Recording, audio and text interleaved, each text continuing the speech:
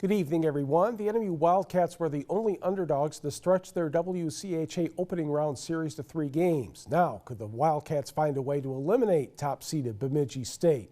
Let's go to the state of Minnesota, where things were good for 5 minutes. The 6th minute, not so good. The puck will end up on the stick of Miles Fitzgerald right there, and he bounces it in from behind the red line off Connor Fronte, and it was 1-0 at 5:18. Then Brendan Harms on the far side of the ice just absolutely tattoos this one past Tolvanen, and that made it 2-0. That was just 34 seconds later. To the second period, late power play for the Wildcats, and here's Brock Maschmeyer through the 5-hole of Michael Bitzer, his 5th of the year, and Wildcats only trail 2-1 after 2 periods. NMU threatening late, score was still the same, and the next thing you know, Philip Marinaccio will get the empty netter, and that excites the Bemidji announcers, and Bemidji eliminates NMU 3-1. Wildcats end the year 13-22-4, but they were 8-4-2 in the WCHA play since the 2017 part of the season started. Meanwhile, Michigan Tech had a strong Saturday performance, blanking and waving goodbye to Lake Superior State 8-0. The Huskies were even surprised that the offense clicked so well and the defense tightened the clamps on the Lakers' offense. I'm happy for Angus.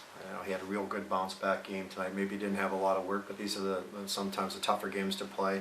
I liked our overall team effort, and that's what you're looking for. And it's good to get some goals and get some confidence. But first and foremost, I just like the total team defensive effort tonight, and that's how we're going to have to play going forward. We gave up 4 goals, so we kind of looked at playing better defensively. So I think we did a good job at that, and it happened to go in tonight. I think everything was going in, all 4 lines were going, and you know, like I said, defense leads the offense, and I think that proves it right there. Final lane to the net, he'll walk right in, shoot, score! Michigan Tech will host Minnesota State in the second round of the playoffs next weekend. Starting on Friday, best of 3 series, Bemidji State entertains Bowling Green. The Michigan Amateur Hockey Association State Pee Wee AA final took place at Kraft Hockeyville, USA, Lakeview Arena, between the Saginaw Junior Spirit right there and the USA Eagles of District 4. Saginaw, as you see, more white in the sweaters. Here come the Eagles. Gunnar Fornwall, Ian Pesta, back to Fornwall. Great move on the goalie, and he scores. A minute 43 into the contest, the Eagles have a 1-0 lead. Move the second period. Mason Cole with the steal. He spots Nathan Mazer, and he's on a breakaway, goes the backhand and scores, and we're knotted at 1 at 9:08. Still in the second period, Mr. Pesta coming in from the corner to Cameron Miller. He shoves the puck across the goal line at 12:49. Eagles back in front 2-1. No scoring in the third, so that means the USA Eagles capture the state title 2-1. Marquette Tri-Media lost to the Eagles in the semifinal 3-2.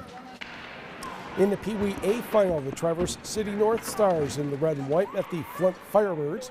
First period, Flint's Cooper Gerhart gets the puck after the faceoff, and he's off to the races. And watch this. Oh, top shelf. He knows how to do it already, and really well. 4:51, a 1-0 lead. Connor Beckwith, and that's Brendan Sly. Not the biggest guy on the team, but he puts in the rebound for a 2-0 lead at 9:18. Let's go to the second. North Stars will be on a 5-on-3 power play. Owen Dawson, Gavin Heisel, his shot is stopped, but Cameron Peters puts home the rebound at 13:57.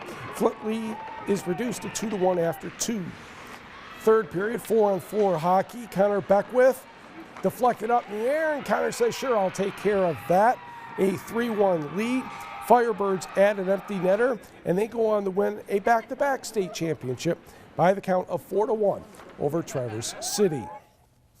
Some other hockey scores from around the state in the Mite 8-and-under tournament down at Grand Rapids. In the final, the Marquette Freeze win the state title 2-0 over Bell Tire AAA. Scored 10-and-under, this is over at Scottsville. Newberry, a rough loss in the semifinals, 4-3 in overtime to Grand Rapids. In Bantam B, this is over at Fraser.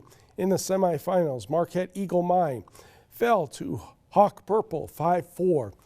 These overtime games are too much. And in the NHL late last night, Edmonton over Detroit 4-3. Plenty of happy Manistee residents went to school today on a Sunday, but not to take any notes or tests. They came to say congratulations to wrestler Tanner Gonzalez. Gonzalez won a Division IV individual title Saturday at the Palace. Known to his friends as TKG, Tanner Clay Gonzalez didn't exactly TKO his opponent, but he came through with a move late in the second overtime to win. In the middle of the sit-out, I was thinking I should have just stood up because I thought he was just going to hang on. And then when I got his leg, I figured, well, we might as well finish this shot. If we win it, we win it. If we don't, we don't. Because I was exhausted and I didn't have much left in me, but it never happened. One thing about Tanner is you're not going to break his will. His will is strong. He works so hard, and he's been in those situations over and over. So I knew if it came down to it and it just needed 1 point or one move to win the state title, he was the one kid who could do it. Feeling winning state was fun, but coming back home to this is even better than I think winning the state championship itself. Seeing everybody and everything on Facebook and everybody supporting me is a great thing. And Gonzalez finished the year 49-0. And don't forget, all kinds of information is available on our website at uppermichigansource.com. All right, very exciting for him. Thanks, Yes. Mike.